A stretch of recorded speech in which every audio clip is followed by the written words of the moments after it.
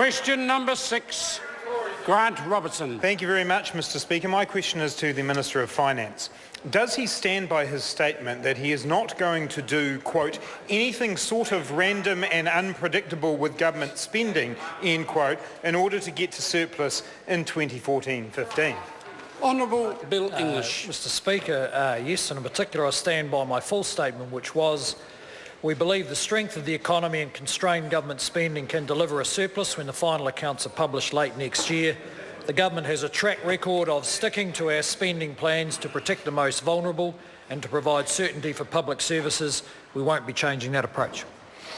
Supplementary question, Grant Robertson. If he is not on track to make surplus in 6 months' time, what will he do that is not random and unpredictable to fulfil his promise to post a meaningful surplus in 2014-15? Honourable Bill English.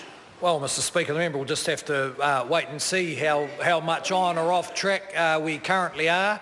But I can reassure the member that if a forecast, for instance, showed that we might not reach a surplus, we're not going to overreact to that forecast and do what he'd like us to do, which is go around cutting services for people who really need them.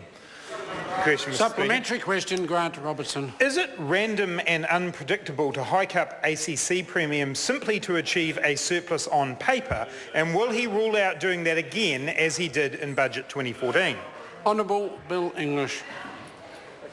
Well, actually, Mr. Speaker, ACC levies have dropped. I think in the next 12 months we'll collect about $1 billion less than 3 or 4 years ago. And every New Zealand business and taxpayer benefits from that. And given the progress that we're making both with ACC and the government books, there's potential for further reductions over the next 2 or 3 years. And we look forward to the opportunity to deliver those.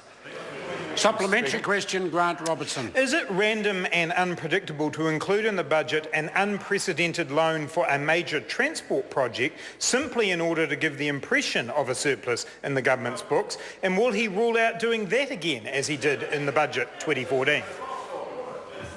Honourable Bill English. Well, Mr. Speaker, I'm not exactly sure what the member's referring to, but there have been some financing arrangements entered into with NZTA precisely to enable the kind of projects that the member and the Labor Party and the Greens want to see happen. And we'll certainly continue with our program of investment in infrastructure.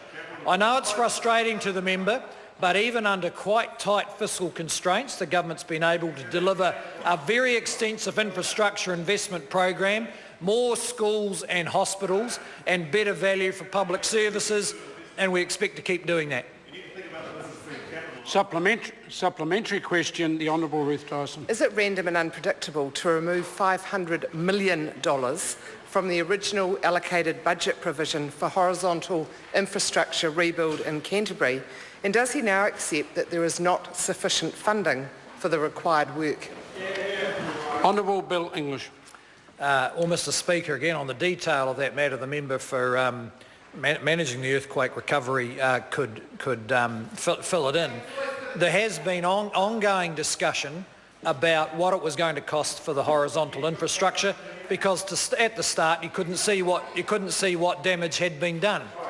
We now have a growing understanding of the finances of Christchurch City Council, and will continue negotiations which are bound to be tense between the government and Christchurch City about a fair share of the burden. I might say the taxpayers' contribution to the earthquake recovery has now reached $16 billion, which has been generous and effective, and we want to make sure that Christchurch City can come through this whole process in sound financial shape.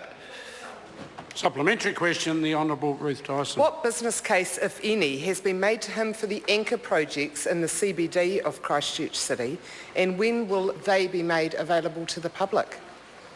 Honourable Bill English. Mr. Speaker, again, I wouldn't want to get specific about where, I couldn't be specific about where each one is in the pipeline, but I can say the Minister and Sarah are prosecuting as quickly as they can the process of getting the facilities in the Central Business District rebuilt. and the government will consider those business cases as they come forward. We're certainly trying to move as fast as is reasonable to get Christchurch rebuilt, but also ensure we follow good process because it's taxpayers' money that's involved. Question number 7, Ian McKelvey.